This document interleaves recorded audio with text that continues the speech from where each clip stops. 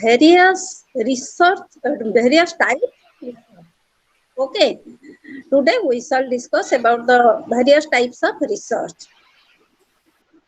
First, we shall discuss about survey research.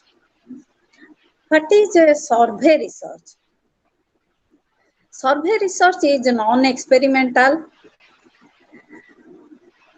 descriptive in nature,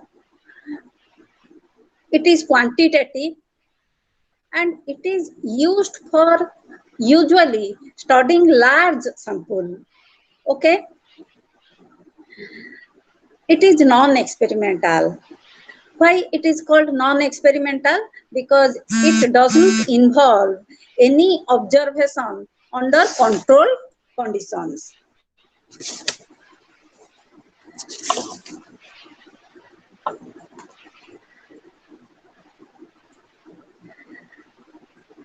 We usually conduct a survey research on a large sample. Okay, you know, sample is a subset of population, and population is referred to as the universe of the study, which can be defined as a collection of people or object which possesses at least one common characteristics. Survey,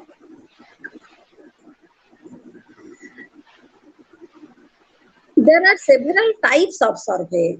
Okay, first, cross-sectional survey. What is and the second type of survey is longitudinal survey. What is cross-sectional survey? Cross-sectional survey is used by the researcher when he or she wants to collect data from varied or different types of groups. Okay, so data from different types of groups, say from different age groups, sex group, different subjects with different national background, etc. At a single time. So data is collected once from different groups. Okay. Longitudinal study, you know, we want to study the same sample for a longer period of time. Okay, such longitudinal studies usually we use to study behavioral changes or developmental changes or changes in various practices in the life, etc. Coming to longitudinal survey, there are three main types of longitudinal survey. First, trend studies, second, cohort studies, and third, panel studies. In trend studies, the sample of the selected population we survey in trend studies, the sample of the population may be different. We study different samples from the same population at different times. We study them regularly. So, selected population is sampled and examined regularly. The sample here might not be the same because over a period of time we examine them regularly, and over a period of time they may not be available. The same people may not be available for various reasons. So, we collect different samples from the same population and study them regularly at different times. That is the trend study. We use this method to analyze a trend of a phenomenon in a population. Suppose we want to study the fashion trend among the college students. So college students from college, the population of college students, different samples are selected and they are studied at different times. Second type of longitudinal survey is cohort studies. Cohort studies is also on a particular population which is sampled and studied more than once within a time gap. We may select a cohort. Okay, cohort, you know? Do you know what is cohort?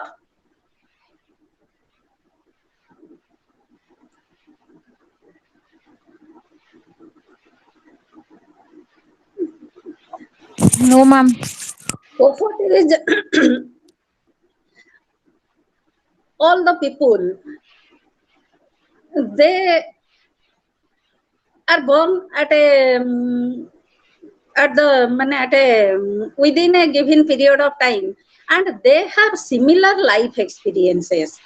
Suppose my friends, we have a typical life experience. During our time, the society was different, and your friends, you now who are now 20 to 21 year olds girls, you have a different life experience. So my cohort's life experience is different from your age group of sample or your age group of people. So cohort are same age group of sample, and they have a typical life experience, because the society things taking place in the society is different at different times. Society changes. We have been exposed to different types of events, and you have different experiences. So this is cohort. So in cohort study, samples from the same cohort are studied more than once. So the sample may not be the same. Different samples are collected, but it is the population is a cohort. Suppose, for example, we may examine some issue on a sample of the people graduated from college in the year 2010. Okay, so we have to study more than once the samples of 2010 graduation batch. The sample is different, but the population is 2010 graduation batch.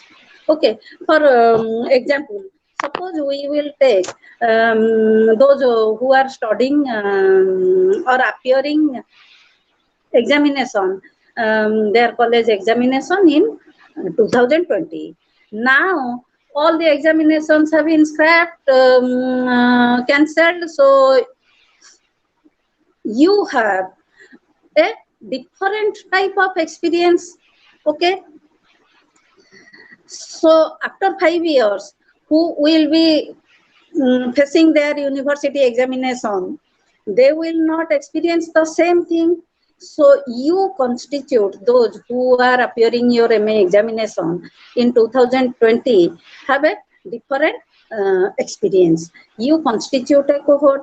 Those who will be appearing the examination examination after 5 years, they constitute a cohort. So different age group of students constitute different cohorts. Clear? Yes, ma'am. Then the third type of study survey is panel study. Yes, ma'am. Thank you. The third type of okay, what is the then difference between trend study and cohort study?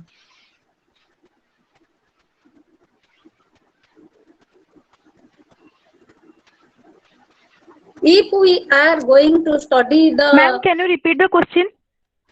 what is the difference between trend study and cohort study?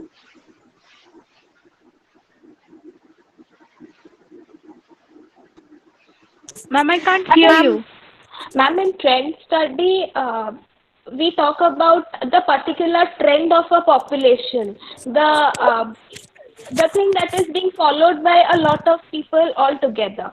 But at the same time, in cohort studies, we talk about the mindset of a particular generation.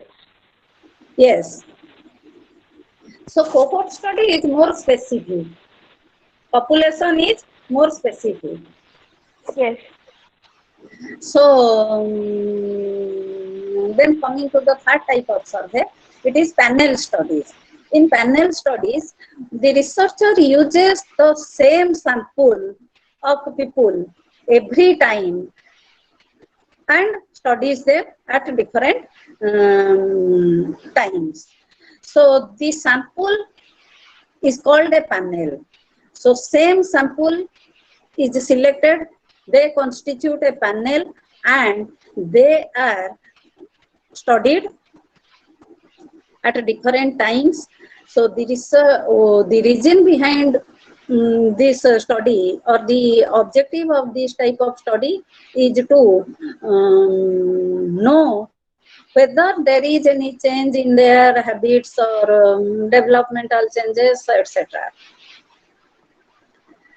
Attitudinal change, change in habit, etc. We can study them.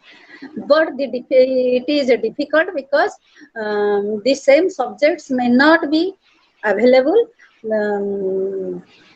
It is known as attrition rate. Attrition means difficulty in availability of the people, same people. So,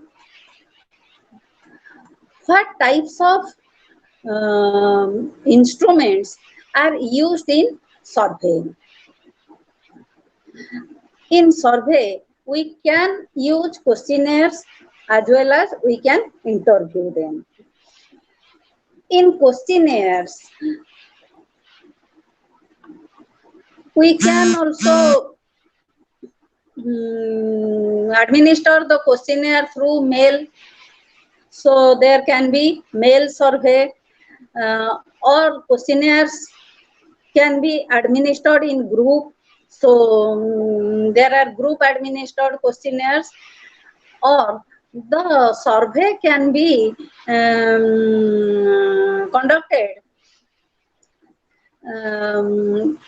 in a manner in which this researcher goes door to door to the respondents and personally hands over as well as collects the questionnaire from them. So first, the questionnaires can be administered through mail. Nowadays, since there is lockdown due to corona, you can see a number of mail surveys, mail questionnaires. People are doing their research by administering questionnaires through mail. So they are administering questionnaires through mail. They are doing mail surveys. We can also administer the questionnaire in groups. It is in both mail survey and group administered questionnaire. Less time is consumed and it is a convenient method of, both the methods are convenient methods of getting responses. However, in male surveys, there is a difficulty that if the person has any doubt on any item of the questionnaire, it cannot be cleared through mail survey.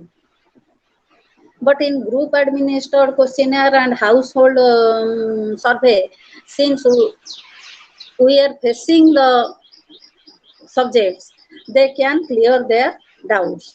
But and household survey is good, but it is more time taking and difficult. And coming to the forms of questionnaires, there are several forms of questionnaires. These are mail survey, group administered survey, and household drop-off survey are the manner in which the questionnaires can be administered. Okay. Then coming to the format of the questionnaire. Format of the questionnaire can be, the questionnaire can be dichotomous. Dichotomous means there are two possible answers, like yes or no, true or false, etc.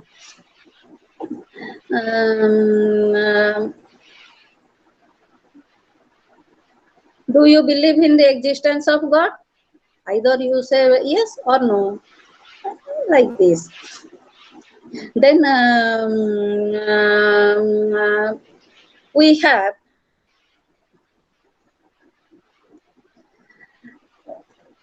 a second type of questionnaire that is called as label of measurement based questions. The questions may have different labels of measurement. We have measurement scales, different types of measurement, levels of measurement. They are nominal, ordinal, and interval. On nominal, if we are using in nominal scale, then suppose we are asking, please state the category to which you belong: general, OBC, SC, ST, others, etc. Okay, so there are more than two possible responses there can be, and all the responses are nominal categories. Okay. The numbers here just denote the serial. We are just mentioning the categories. If we are using a ordinal level of measurement, then it is like that. Rank your classmates in order of popularity. Okay. So Sumitra is there, Nikki is there, Anjani is there, Jyoti is there, Sabita is there, etc. So we have to rank them in order of popularity or in order of regularity. So we rank Sumitra 1, we rank Nikki 2, we rank Anjani 3. These are ordinal, these are rankings. These are in ordinal scales. In ordinal scale. So the respondent may rank the names on the basis of their likings and preferences. Okay. Then the questions based on interval scale. It can be on interval scale. So the questions based on interval scale may be based on rating the choice. That these are Likert type of scales. Suppose the university is well equipped for online classes. You have to rate your opinion. First, strongly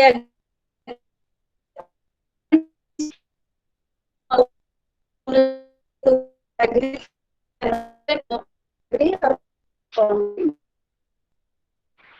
So, you know, the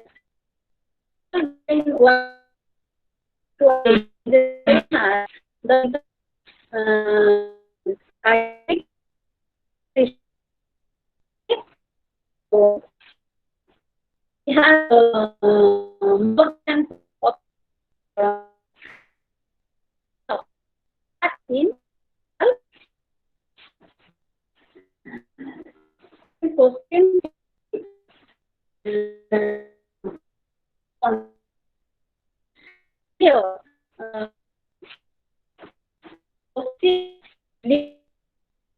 question. Okay. So you must have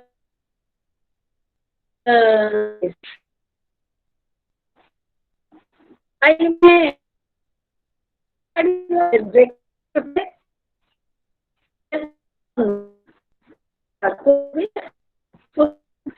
then follow. So,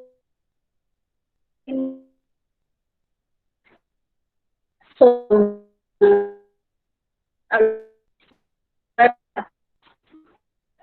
awesome. Okay. Uh, yes.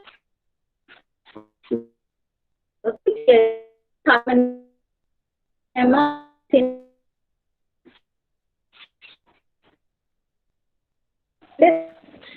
Ma'am, I'm extremely sorry to interrupt, but you are not audible. I guess we are having some network errors. So,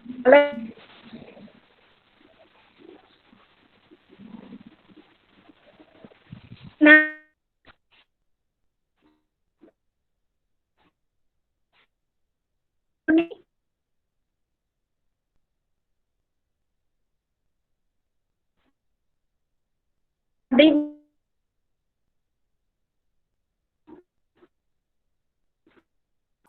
Ma'am, I think you have some network issues.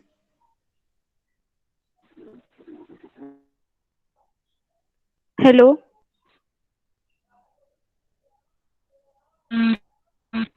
Hello, ma'am. hello. Are you getting my voice?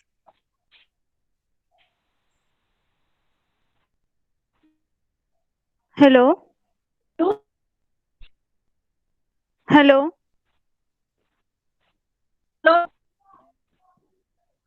Ma'am, hello?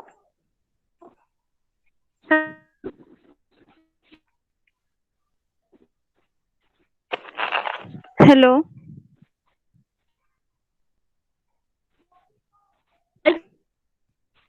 Hello? Hello? Hello. Ma'am, you are not at all audible. Hello? Hello. Hello? Hello. Hello. Hello? Hello. Am I your No, No, ma'am. ma'am.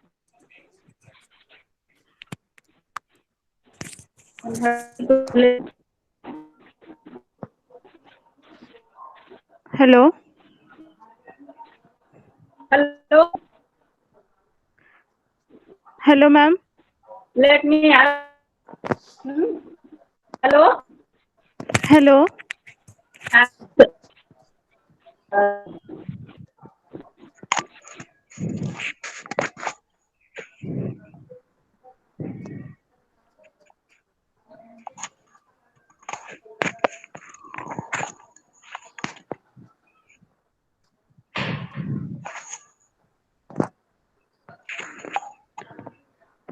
Hello, ma'am.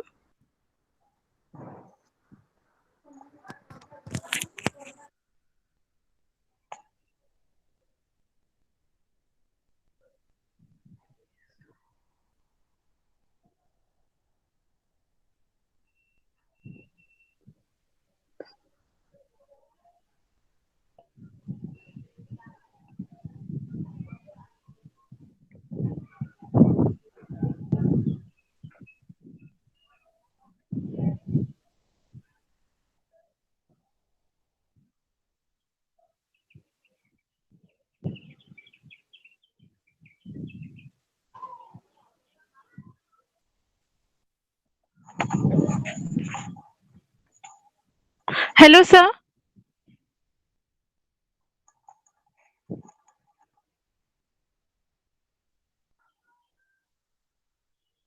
Hello. Yes, sir. Madam is not audible. No, sir. Okay, I will reconnect. I think if you will call again,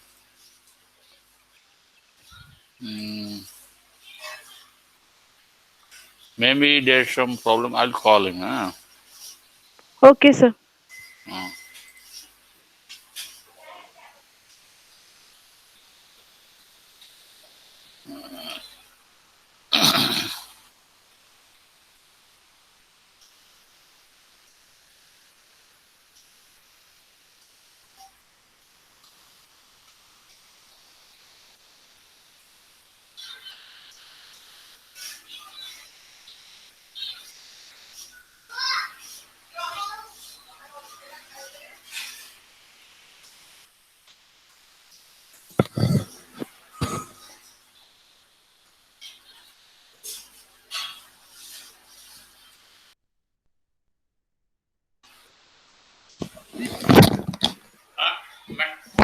particular network आपण outlet join करूनांती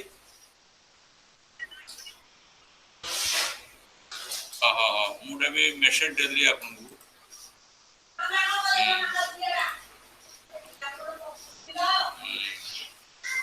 may be network आपण ठीक देखो आपण network टा ठीक ठाक अछि ना ना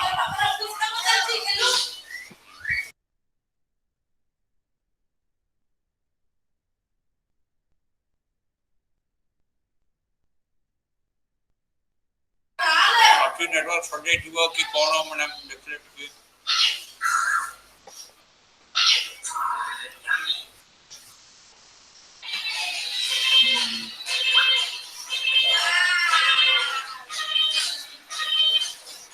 मैडम आउथरे रिसेट करबे कंप्यूटर ना आपण मैडम लैंडलाइन इंटरनेट टा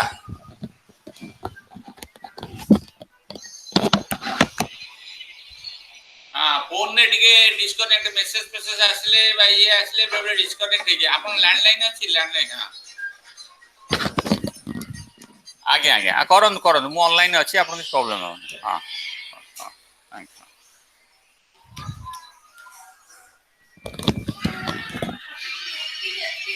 hello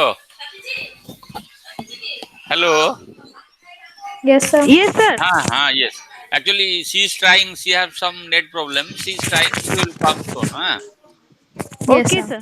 uh, she has some net problem okay so she's actually she has connected with the mobile actually mobile what is happened sometime uh, sometimes it is network will come sometimes some message will come again network will disconnect and some problem is there maybe and she will connect soon and I am also in online okay Okay, sir. uh, okay later come then I maybe he's coming again I think already came I think so Okay, sir. Thank you, sir. okay welcome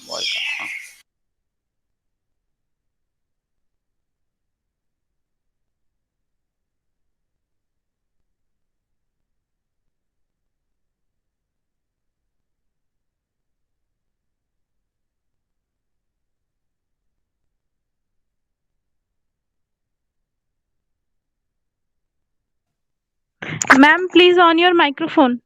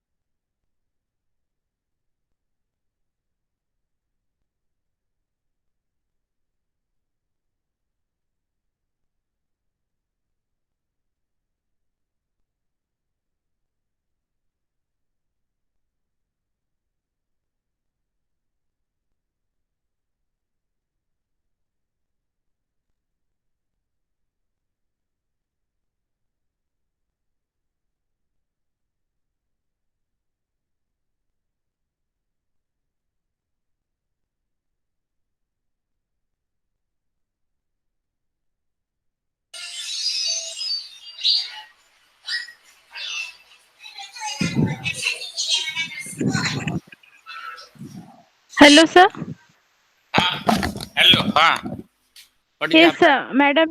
Madam is not there. Some problem may be already joined. Yes, sir. She's telling some microphone. Uh, okay. Okay. Madam, okay, is it?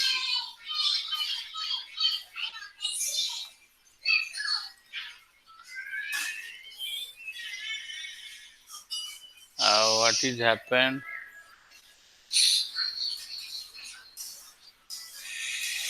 I think you have done the microphone off. In your side, madam, please.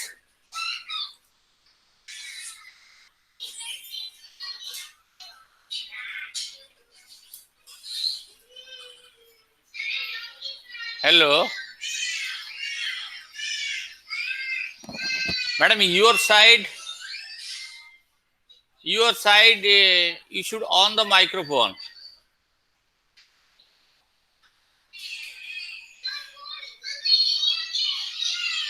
Hello.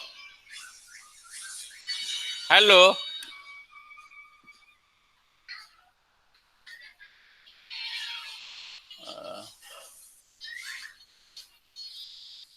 Okay. Audio. Sir, please Yes, tell me. tell her how to do that. Sir, Okay. call madam and tell her how to do that. Okay, okay. Sir, now can you hear Now it me? is audible. Yes, Okay. madam. Yes, Yes, ma'am. ma'am. You're Yes, audible. ma'am. Good morning, ma'am. Madam, that is in your side. You have to click in the desktop, and there is a left corner. Is there that mic corner? You have to click it. Okay. So it will be audible. Okay. Okay, madam. Now you are okay. Oh, thank you. Okay, thank you.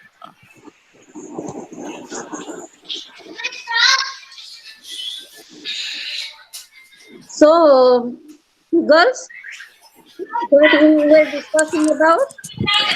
Ma'am, you were asking, is the university equipped to conduct online classes? I could not get you. What are you saying? Ma'am, we were discussing the interval level of measurement Okay. internet. So, after interval level of measurement, we have, yes, we have another type of question.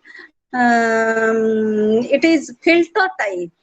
Filter type means a question leads to another question. Suppose I ask you, have you ever attended the library of your university? The options are yes or no. Then the question follows. If yes, then how many times? Options are once in a month, twice in a month, every week, like this. Okay. So the researcher may use such type of filter questions in his or her survey questionnaire. And coming to interviews, interviews can be structured interview and unstructured interviews. Structured interviews are those in which the questions, the order of questions, and the possible responses are fixed. Okay, so they are asked in a fixed manner, and the responses are to be given also in a fixed manner. An unstructured interview is one in which the interaction between researcher and the respondent takes place in an informal way. Nothing is pre-planned in advance. The response of the respondent gives a clue to the researcher to ask him or her the next question. Okay, so the response of the respondent determines what question the researcher is going to ask next or will ask next. Then another type of interview is a telephonic interview. In now usually structured interview and unstructured interview, these interviews are used in a face-to-face situation. But telephonic interview, in order to save time and money, the researcher may call the subjects or and ask them questions to collect data. So these are regarding the instrument used in a survey research. Then what are the steps in a survey research? How a survey research is conducted?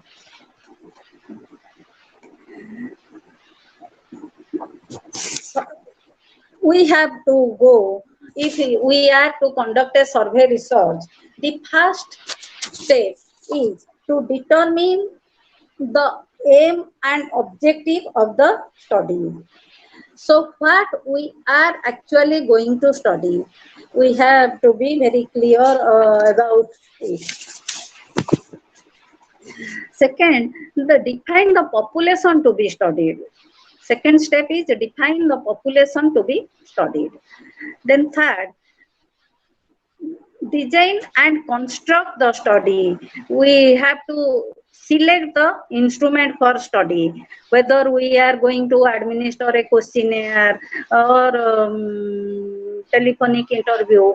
And design means whether we are going to conduct a cross-sectional survey or longitudinal survey.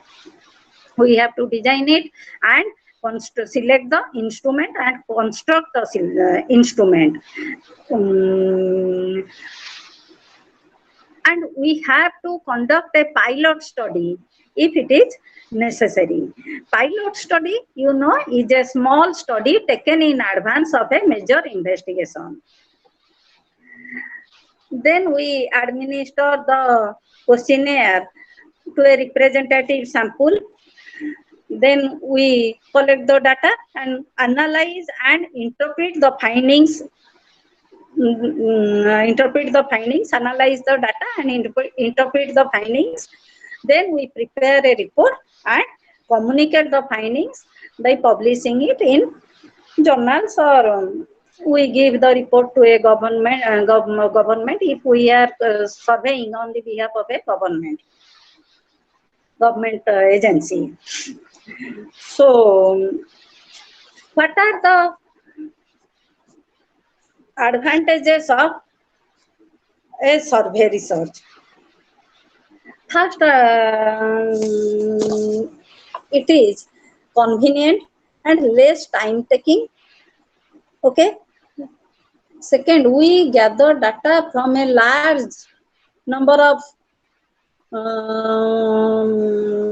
people. Our sample is very large. So the findings are more generalizable. Okay. And if we are conducting a longitudinal type of survey, the survey is conducted over a long period of time. So this gives us a chance to know the latest advancements in the subject. But survey research has some limitations. First, if we are administering a group, if we are administering the questionnaire in group, or we are interviewing the subject respondent, then there is chance that the people may not give their honest answer, because there are chances of they may give their response in a socially desirable manner. And in case of longitudinal data, there is the chance of attrition of subjects. So, coming to experimental method. Experimental method is very systematic and it is very scientific. All the science subjects, natural science, physical science, they use experimental method. Experimental method is characterized by two things. First, experimenters control. Okay, experimenter controls every variable other than the independent variable. Okay, and second is manipulation of independent variable. The experimenter directly manipulates the independent variable. Since all other variables are controlled except the independent variable, we can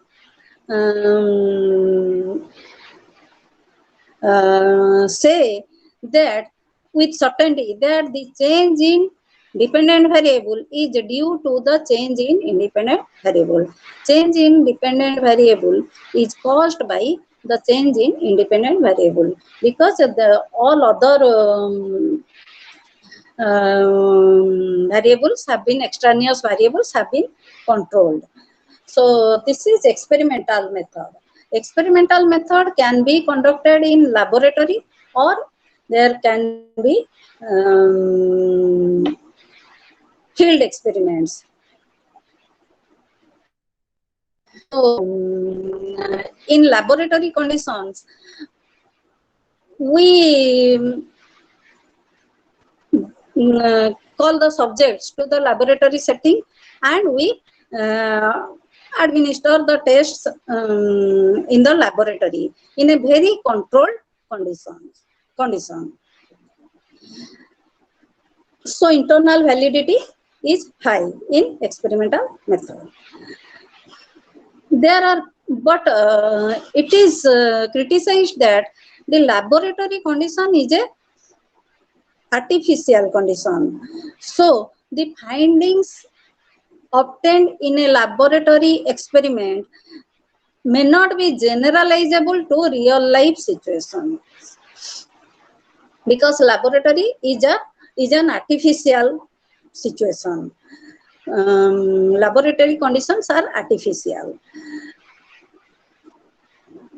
That's why we conduct field experiments. In field experiments, we conduct the experiment in a natural setting. So if we are studying the students, we study them in their natural environment, say in school, or in the ground, or we study them, study the people in marketplace. So we study the subjects in their natural environment.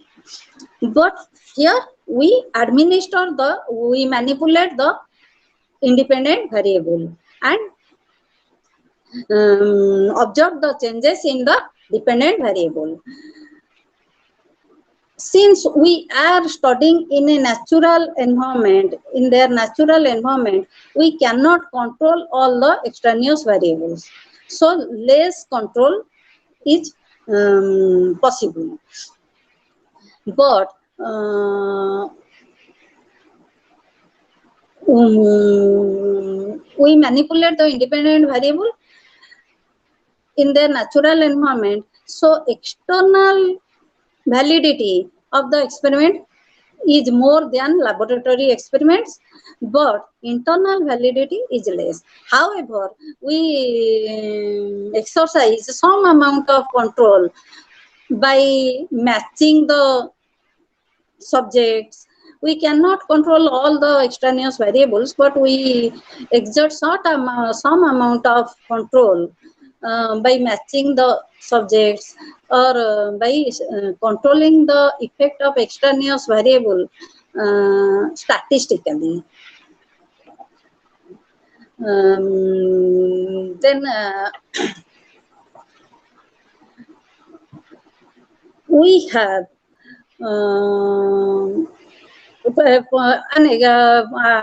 I can give you examples of laboratory experiment and field experiment. Let me give examples. In laboratory experiment, suppose we are going to study the effect of noise on the recall of nonsense syllables. So we control the all other variables, and we expose the subjects to various amounts of various intensities or various degrees of noise, or various types of noise, whatever may be our independent variable.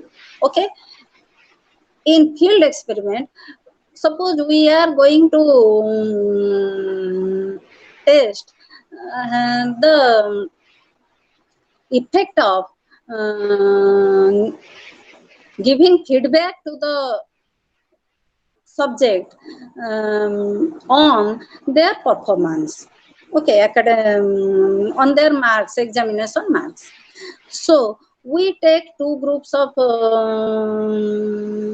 students from a school. We may take it randomly. We may match them in terms of their ACS, age, class,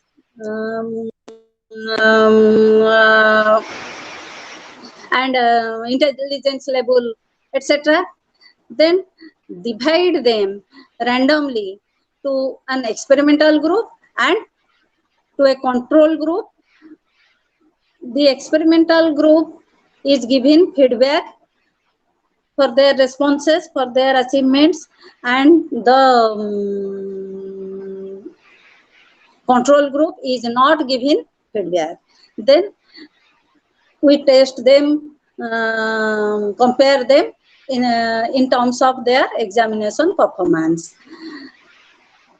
So we are manipulating the independent variable, that is to one group we are giving feedback, and to the other group we are not giving feedback, and we are observing or studying the effects in terms of their examination performance. We are comparing the performance level of both the groups.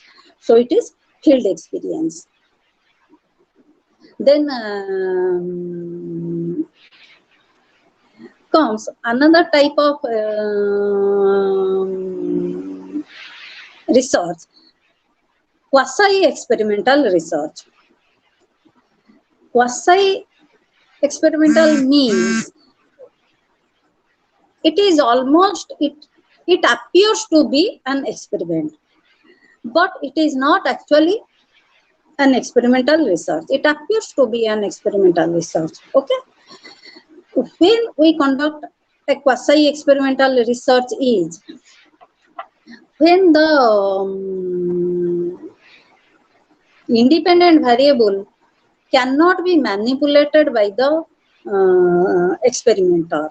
It is beyond the experimenter's control, and or it is unethical to administer the independent variable. Okay.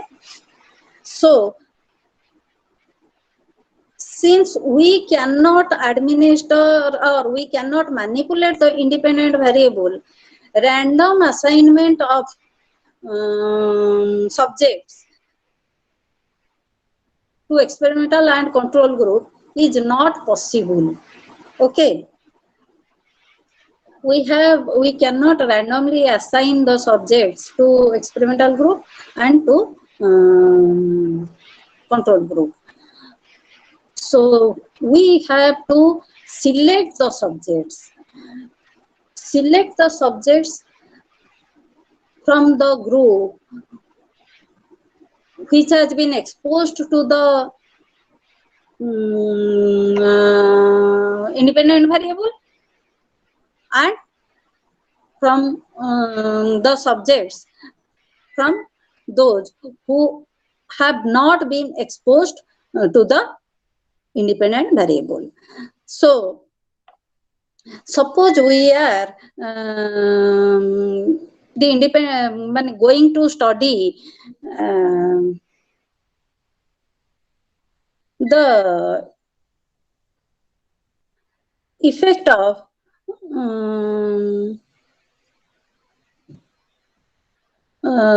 what? Corona infection. Okay, so we are going to compare the effects of corona COVID-19 infection on the anxiety level of the subjects. Okay, so we cannot actually inject coronavirus to the experimental group. Okay, it is unethical. So what we can do, we select some subjects from those who are COVID-19 affected or infected. Okay, and the comparison group will be selected from COVID-19 negative people. Okay, then we compare the anxiety level of both the groups. So here we cannot administer the or manipulate the independent variable to the subjects. So we cannot assign the subjects randomly to experimental group or control group. So in case of quasi-experimental research, it is better to use the term comparison group instead of control group. Okay. So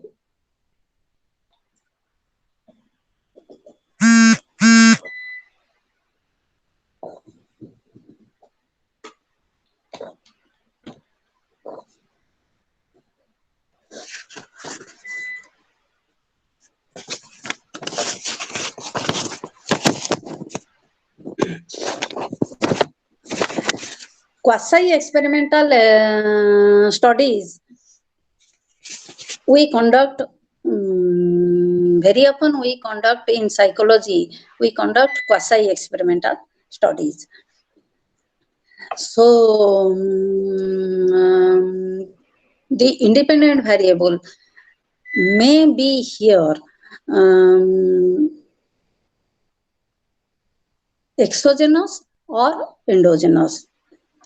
Exogenous means the independent variable is an external factor.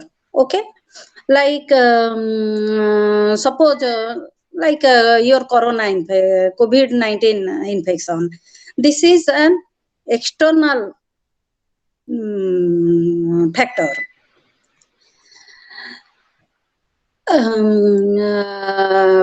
Endogenous independent variable. Suppose we are going to study the level of intelligence on academic achievement. So here we cannot manipulate the level of intelligence of subjects. So we have to compare them, select them from highly intelligent subjects or medium level of intelligence, etc. Intelligence is some internal factor. Okay. So it can be endogenous or exogenous, the independent variable.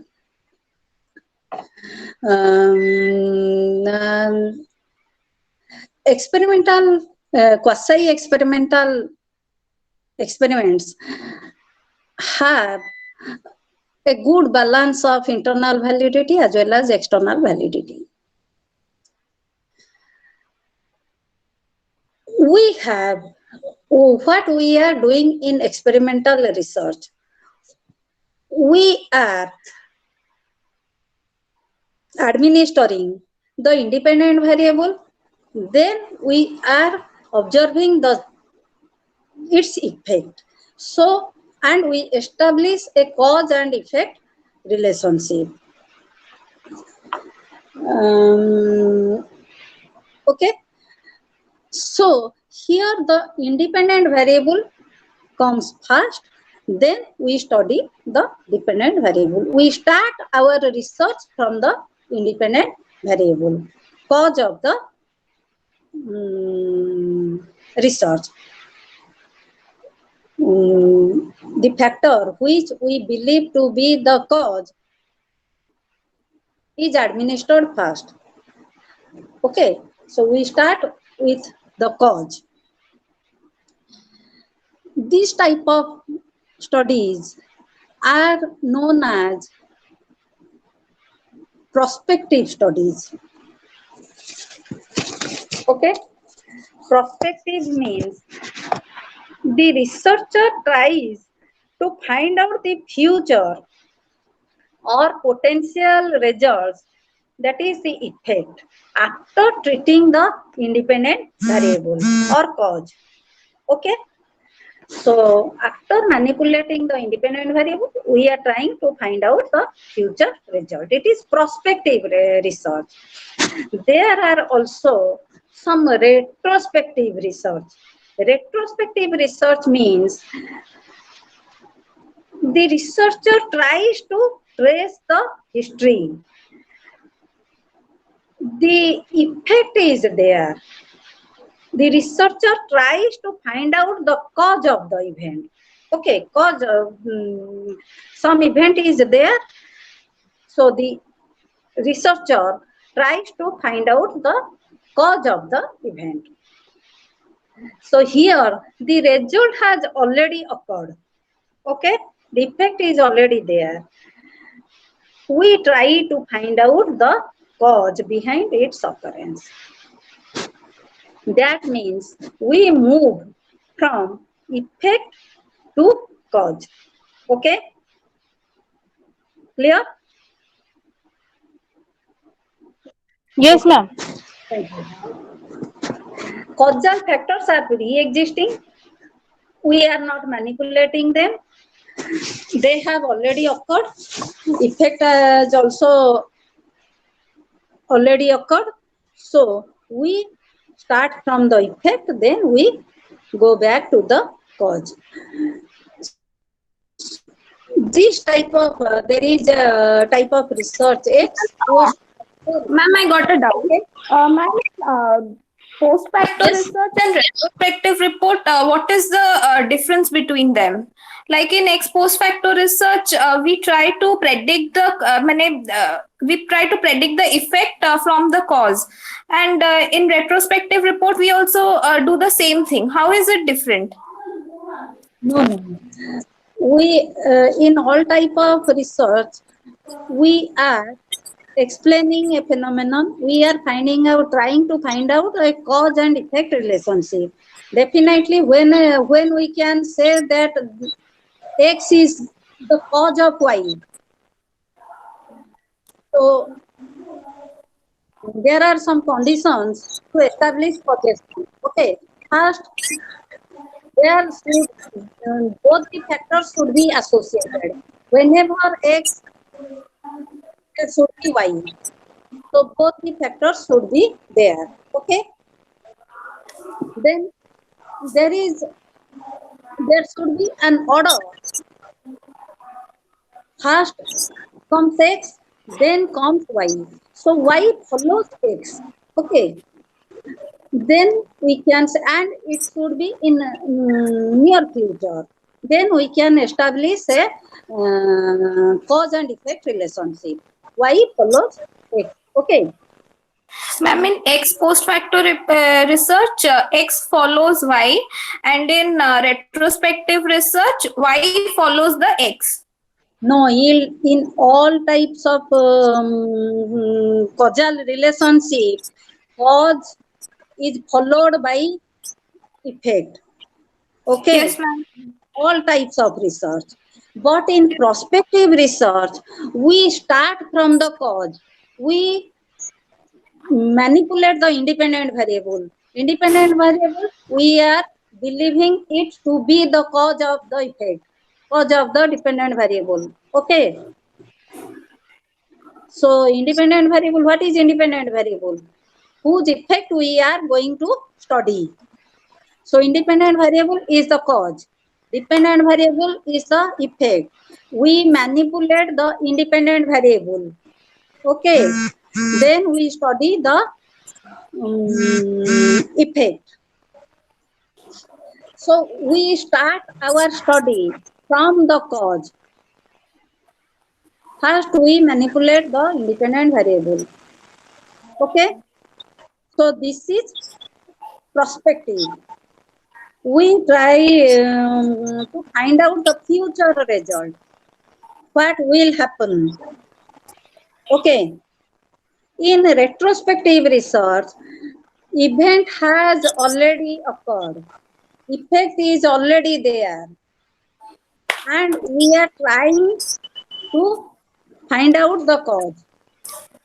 We are not looking forward the effect. We are trying to look backward to the cause. So it is in the opposite direction.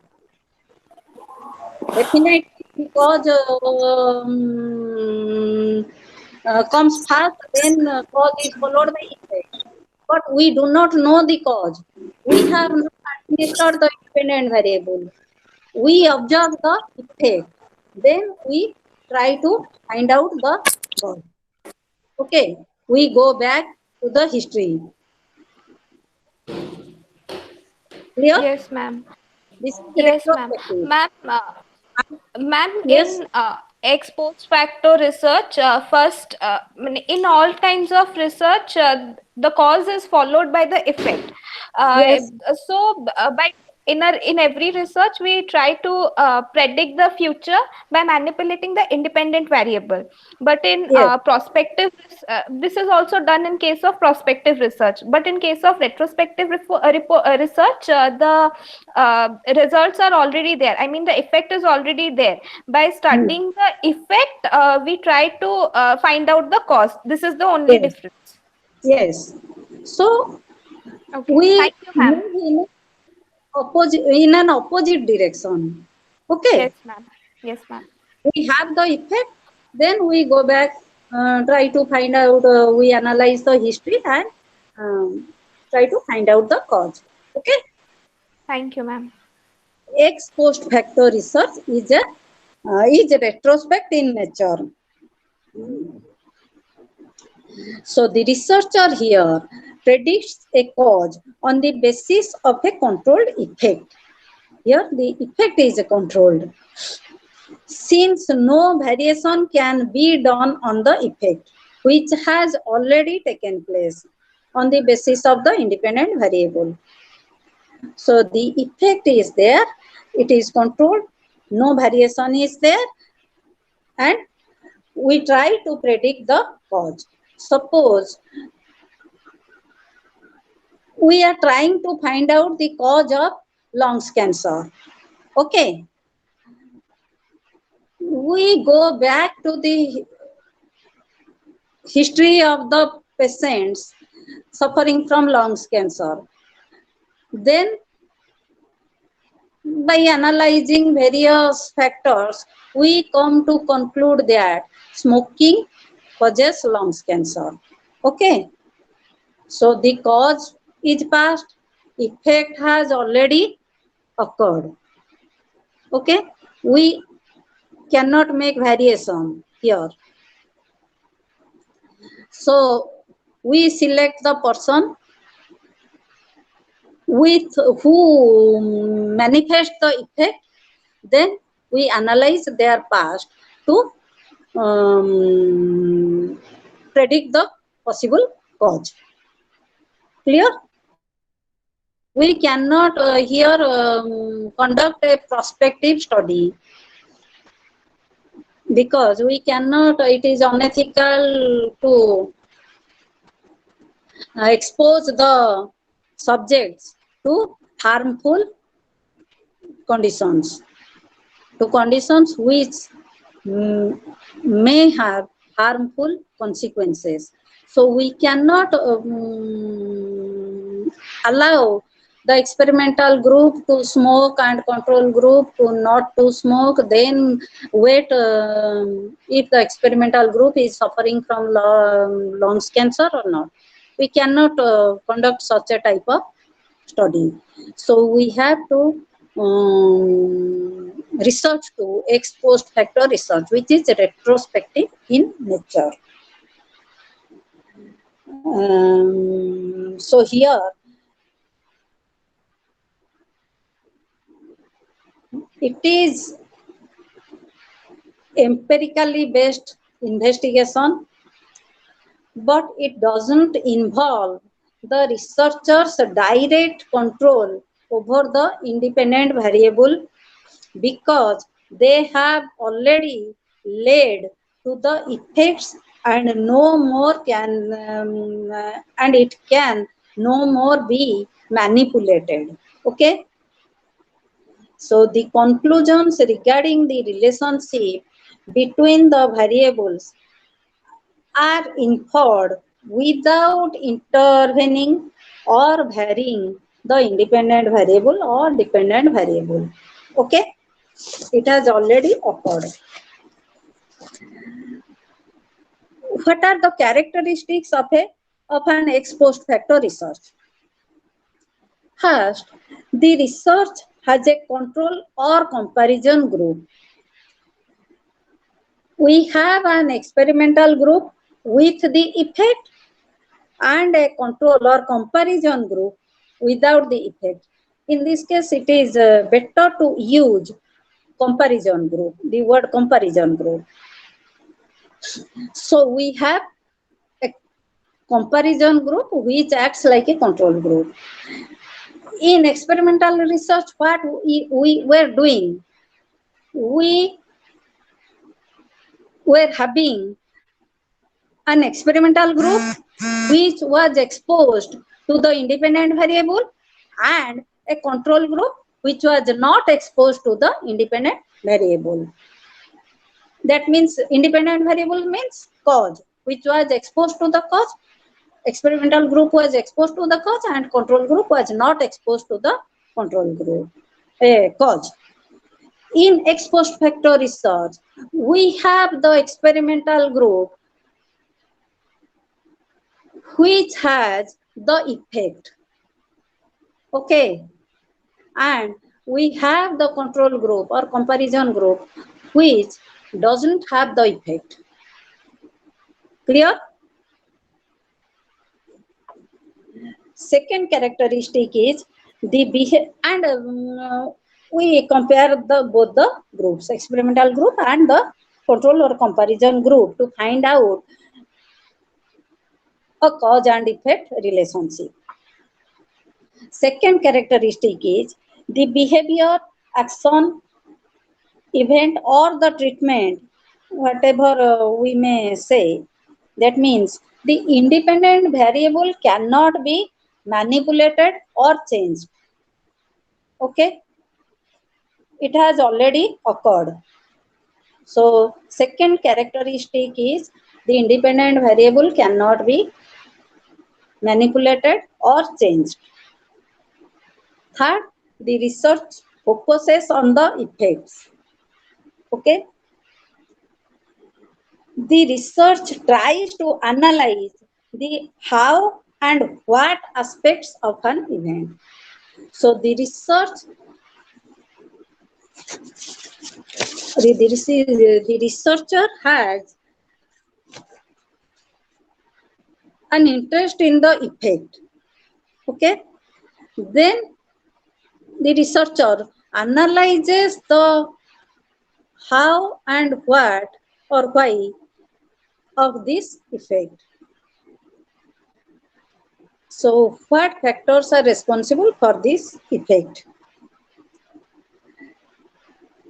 Thus, the researcher explores a possible causes of the effects. Okay, so what are the differences between experimental and ex post facto research? First, Ma'am, experimental type of research, yeah, prospective type of yes, research, and ex post facto research is a retrospective type of very research. good. Uh, in experimental research, we follows the effect from the cause, and here we follows the cause from the effect. Yes. So, Then right, you study in experimental research,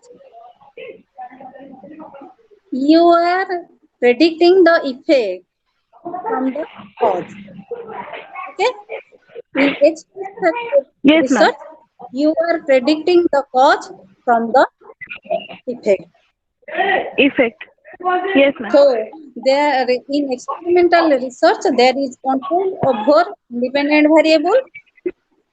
In ex post facto research, the independent variable cannot be directly manipulated. It has already occurred. So we cannot directly manipulate it or change it. In experimental research, randomization can be used so that it can be said that other factors remain equal. Why we do randomization? We follow randomization in an experiment to cancel out the extraneous variables, effects of extraneous variables. Okay. So, by randomization, we say that other factors, effect of other factors remain equal for all the subjects. So, the change in independent variable is due to the change in independent variable. But in ex post facto research, randomization is not possible. Then, at the level of interpretation, in experimental research, because of the manipulation of independent variable, interpretation is easier, and in ex post facto research, it is difficult to interpret because more than one probable cause may be there. Okay. Since we cannot control all the extraneous variables and we cannot use randomization, there can be more than one probable cause. Suppose in case of lungs cancer, okay, we can go back and analyze the probable causes. There may be, we conclude that smoking is the cause of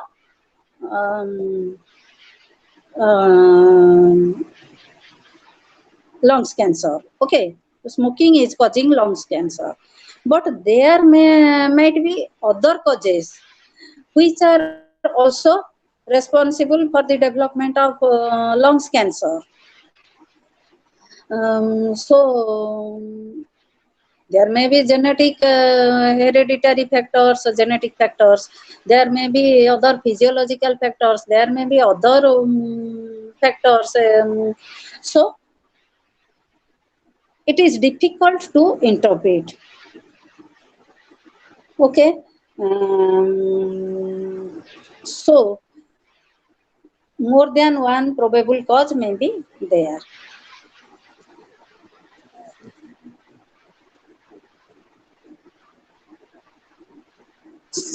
Thus, in ex post facto research, the internal validity is less in comparison to the experimental research. Okay. And I have already explained you about the requisites of inferring a causal relationship. I have already told you.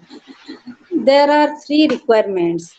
First, associative variation.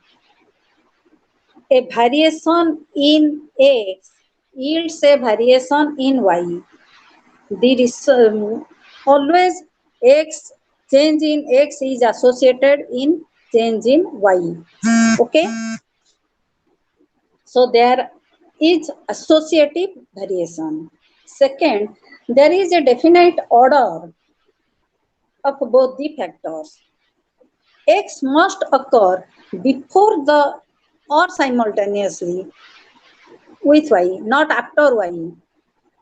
So X must occur before Y, not after it. Then absence of other factors. We are controlling every other factors. So that means other factors are absent. Then only we can say X causes Y. So since in ex post facto research, we cannot control the other factors, the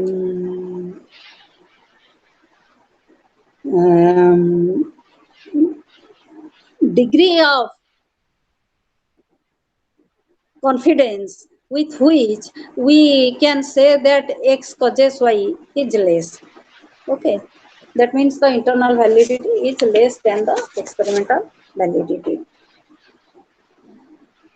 So what are the strengths and weaknesses of ex post facto research?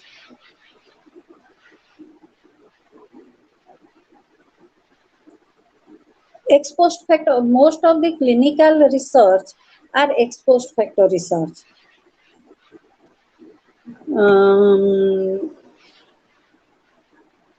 Clinical, when we are studying with clinical sample, we go for ex post facto research. Suppose what causes schizophrenia? We cannot manipulate the independent variable and then look for the dependent variable whether the person is developing schizophrenia or not. Okay. So ex post facto research is very relevant method where the variables cannot be manipulated. Okay. This type of research can include many sociological, educational, as well as clinical variables. We may study delinquents. So, what are the causes of delinquency? We have to go for ex post facto research. Educational achievement. Suppose a student fails. Okay. What are the possible causes of his academic failure? We have to resort to ex post facto research. And clinical field, in clinical fields, we also use ex post facto research. So, it is useful in that it analyzes cause on the basis of effects, which is impossible in experimental research. But limitations are I have already discussed. Independent variable cannot be manipulated. Okay? And a researcher cannot randomly assign the subjects to different groups. That's why the internal validity is less than the experimental research. Okay? So, are you now clear? What is a true experiment? What is a field laboratory experiment? What is field experiment? And what is quasi experiment? And what is ex post facto research? Are you clear? If you Yes, ma'am. put it out, Yes, ma'am. ask me. No, ma'am. I don't have any doubt. Okay.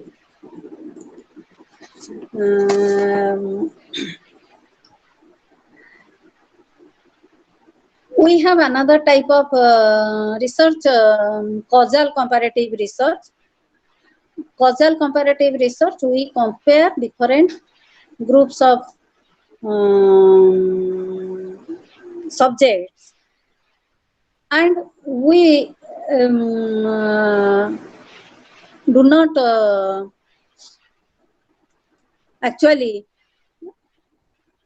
manipulate the independent variable. The groups are there. We compare them as we compare males and females. We compare students coming from different socio-economic backgrounds. These are causal comparative research. We compare different groups of subjects and try to establish or a causal relationship. Then another type of research, case study. Okay.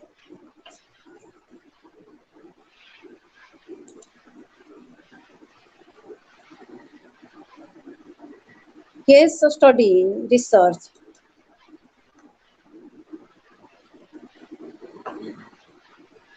Case study method involves an in-depth study of a single subject or event. Okay. We take a single subject. We may here take a single group. We study a group of subjects and we study it as a group, as a unit. We may study an event. We may study an organization, anything. So, case study is non-experimental, it is descriptive, or it can also be explanatory. Do you know what is a descriptive and what is explanatory? Do you know the difference? No, ma'am. No, ma'am. In descriptive research, in descriptive study, we describe a population. Okay. We describe a population, as in survey research. We describe the population. It may be quantitative or it may be qualitative also, but we describe it. There is no hypothesis testing, as in experimental method. In explanatory research, we are trying to explain the phenomenon. We are trying to explain the phenomenon means we are trying to find out the probable cause of the phenomenon. Okay. So, case history, as I told you, can be applied on a single subject, a group. It can be a class within a school within a city, or an event. While survey method involves collection of data about few factors, a smaller number of factors from a large sample. Case study makes an in-depth and intensive study of a single subject or event. Okay.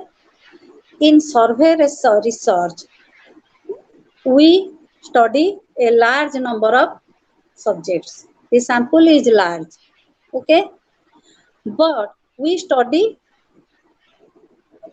few factors, a smaller number of factors. But in case study, we take one or a smaller number of people and make an in-depth analysis. We study a large number of factors, all the possible factors. We are going into it. Case study can be quantitative or can be qualitative. Okay. We have, if we are conducting a quantitative case study, we have a research design called single subject research design. We take a single subject, administer or manipulate the independent variable, then observe the dependent variable. So it can be a single subject research design if it is a quantitative case study. And in qualitative, we can also study a single case or single group or a single event qualitatively. Case study is an empirical inquiry. Okay. The researcher investigates a phenomenon within its real life context. Okay. Case study helps the researcher gain an understanding of why the particular instance happened. Okay. So the researcher gains an understanding of why the particular instance happened. Try to find out the cause. So case studies can be helpful in generating hypotheses as well as testing hypotheses. Okay.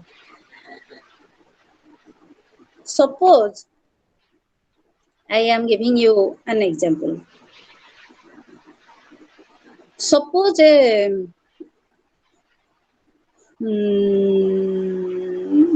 student is underachieving. Okay.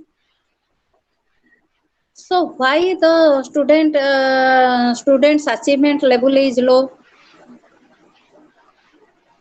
We study this case, particular case. We make an in-depth analysis. We take his case history. Okay, you know case history, detailed past history of the subject. So starting from the students' prenatal history, natal history,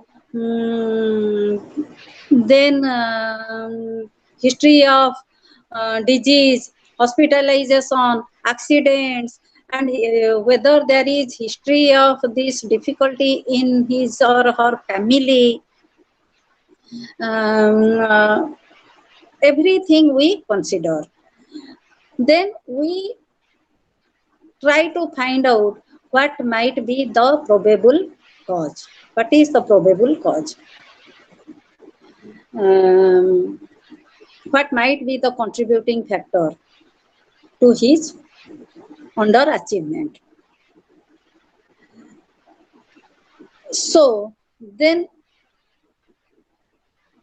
From this case analysis, we can generate hypothesis. This may be due to this. And we can also test hypothesis. As in single subject design quantitatively, when we are doing a quantitative case study, we test a hypothesis. Case Excuse me, ma'am. Yes. Yes, are you saying? Ma'am, yes, ma'am, I have a doubt. Yes. Ask.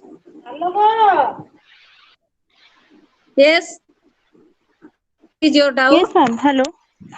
Yes, ma'am. You Hello. told that a case study involves a descriptive research, right? Yes. So in descriptive research, there is no hypothesis. There is no hypothesis. You are true. But it can also be explanatory. It can be descriptive. It can also be explanatory. Okay, Okay. ma'am. Okay, ma'am. When it is explanatory, we can generate a hypothesis or we can test hypothesis. Okay, ma'am. Okay, ma'am. Okay, ma'am. Thank you. Case studies may involve single or multiple case studies. Okay. We can also take multiple cases. Usually, when we do qualitative research, suppose I am going to study the prosthetic users. Prosthetic users, do you understand? Those who are using artificial limb. Okay. What are the difficulties? I am going to study the difficulties faced by the prosthetic users. Okay. Or I am going to study the life of the prosthetic users. We may take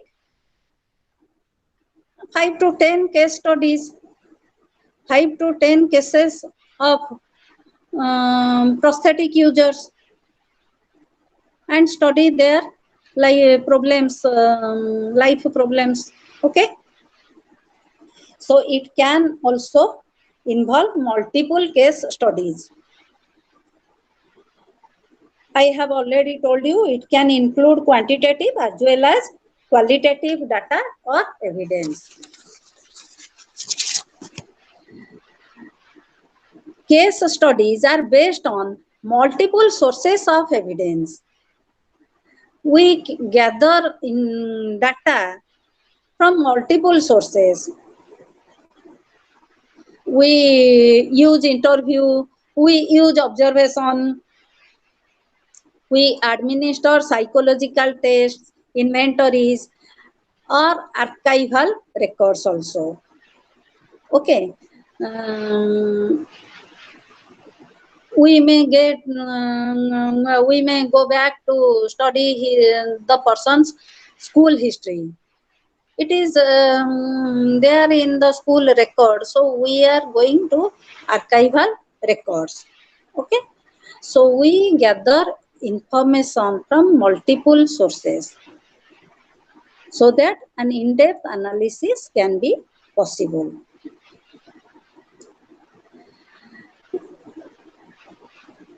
Case study method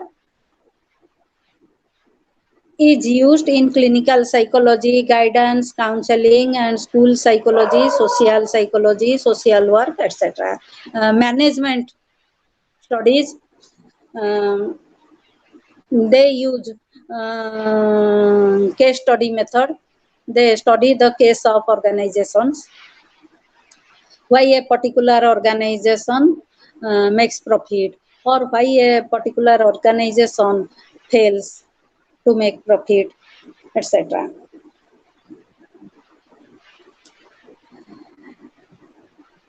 Then what are the criteria for selection of a case study? For For selection of cases for the case study, often information-oriented sampling is used. We are interested in a particular phenomenon. We have information that such person is having or is displaying such phenomenon. So we sample or select that case. That is information-oriented sampling. Suppose, for example, I am interested to study the prosthetic users. I know that such and such people are using prosthetics. Then I may take them as my cases. Okay. Another criteria can be extreme or atypical cases are taken. Okay. Why? Normal cases or average cases cannot give us much information. Okay. We select those cases which can yield much information. So extreme or atypical cases can provide us more information than average person. So we usually select extreme or atypical cases. And obviously, in case study method, random sampling is not possible. So, random sampling is not there. Okay.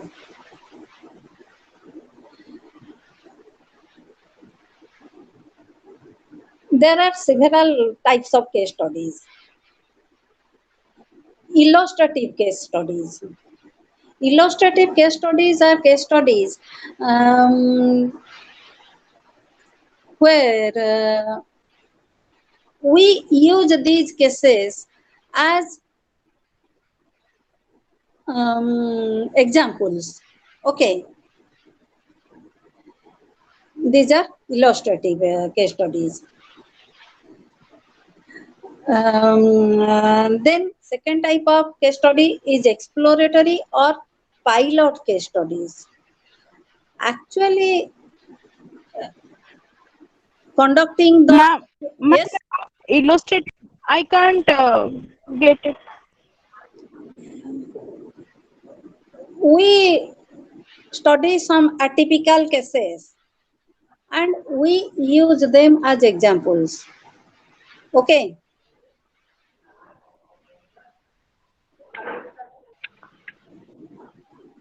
We use them as examples. Okay, ma'am. Exploratory or pilot case studies, before conducting an experiment, we may go for studying some cases in order to know that whether our sample is correct or sample is representative of the population in which we are interested, or whether the instruments are relevant, etc. In order to ensure that, we may go for exploratory case studies. That are like pilot case studies. Then we have critical instance case studies. We are very atypical cases, very rare cases, we go for studying them.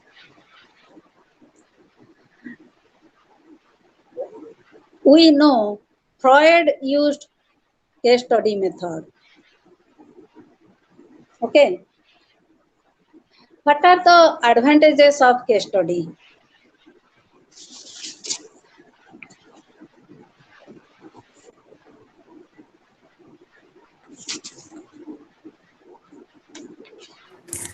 Ma'am, it helps to generate hypotheses for further Yes, research. very good. It helps us in generating hypotheses. It gives us in-depth knowledge about a person or about the case, and um, it also gives us a scope to cross-examine. Okay, when we are conducting a case study, we observe that these and these are these factors are present, and we can cross-examine it. Um, whether it is also possible in other cases or not. What are the limitations? Since Ma'am, usually this may be time taking or expensive. uh, it is having less generalizability. Yes, ma'am. It's It's also expensive. it may be expensive, may not be, but its internal as well as external validity is low. Okay. Okay, ma'am. Okay, ma'am. So, there are steps for case study. When we are going to conduct a case study, you have to first determine the present status of the case. Okay, how to determine the present status? You may have go for a physical examination of the cases, or a psychological examination, or your observation. Okay, so if you are going to study the case of a slow learner, you have to determine the present status, whether actually what is the status of the slow learner, that particular slow learner. So we have to make an assessment of his physical cognitive factors through direct observation or psychological tests. Then we are going to identify the most probable antecedents, the case history. We are going to study the history of the subject. So we are going to interview the parents, interview the teachers. We are going to administer questionnaires. We may also interview the person. We may go for archival records. So we are going to the probable antecedent causes. Then we may generate hypothesis or verify the probable antecedent. Then we may make the diagnosis with remedial measures. We may suggest some remedial measures and follow up the cases, whether the remedial measures are effective or not. Okay. So usually, while doing a case study, we suggest some remedial measures. Okay, because we know the cause, and we do not suggest anything for the remediation of the cause. It is unethical. Okay. Do you have any doubt? No, ma'am. Ma'am, I don't have any doubt. Ma'am, can you please Okay. repeat the first criteria for conducting a case study research? First criteria Yes, ma'am. is we select case, okay, from those which we can obtain maximum information.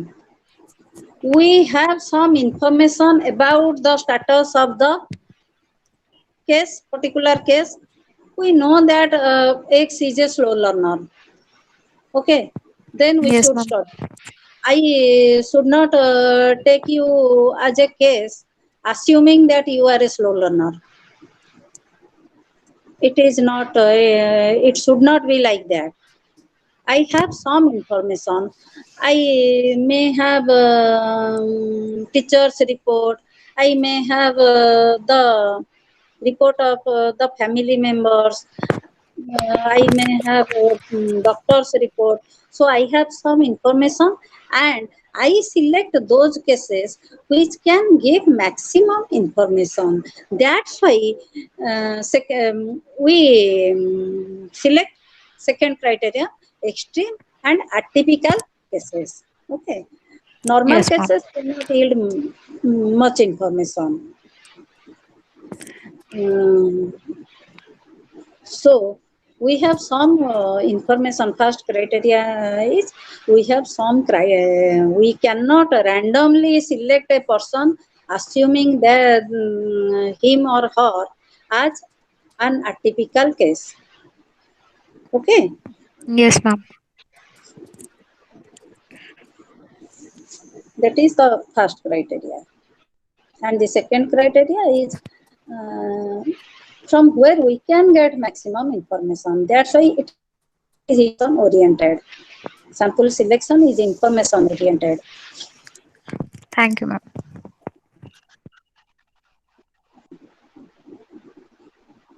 So I think we should end it now.